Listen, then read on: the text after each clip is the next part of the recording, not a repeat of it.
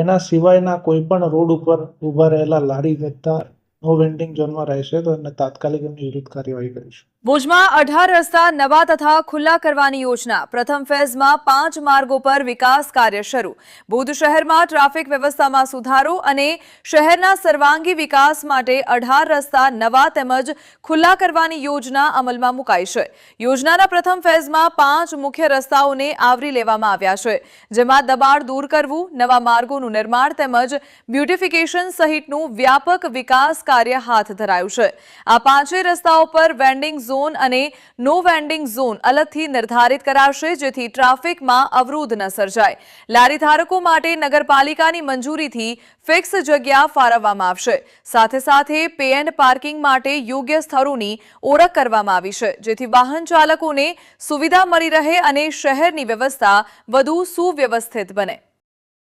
ગુજરાત સરકાર દ્વારા હમણાં જ RNB ને જે સોંપેલા 18 રોડ છે એના માટેનું કામ શરૂ કર્યું છે.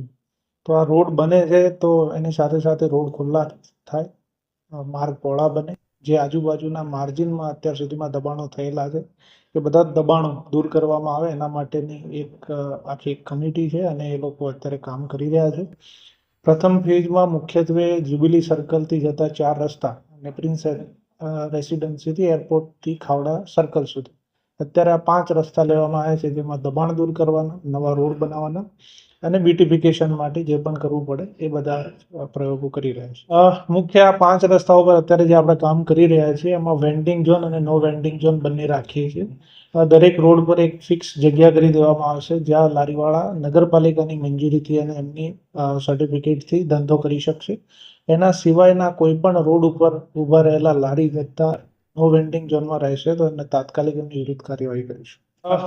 દરેક આ 5 રોડ ઉપર એક પે અને પાર્કિંગ માટે જગ્યાઓ આઈડેન્ટિફાઈ કરી લેવામાં આવી છે. ભવિષ્યમાં વિધિન મંથ પે અને પાર્કિંગ શરૂ થઈ જશે, જ્યાંથી અત્યારે જે રોડ પર વાહનો છે એ રોડ પર વાહનો નહીં રહે.